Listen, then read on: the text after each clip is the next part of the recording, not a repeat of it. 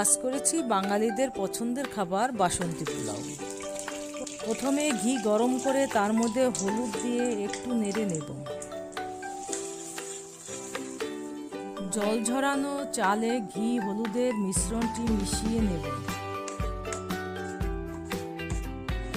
তার মধ্যে গ্রেট করা আদা ও কাঁচা লঙ্কা দিয়ে দেব।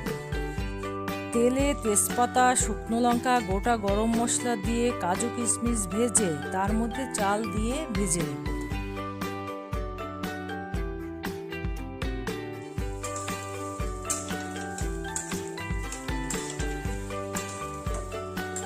গরম জলে চালগুলো দিয়ে দেব। আমি 2 কাপ চালে 4 কাপ জল দিয়েছি। পরিমাণ মতো লবণ, একটু চিনি ও গরম মশলার গুঁড়ো দিয়ে দেব। ভালো করে ঢেকে অল্প আঁচে 25 মিনিট রেখে দেব। এই তো হয়ে গেল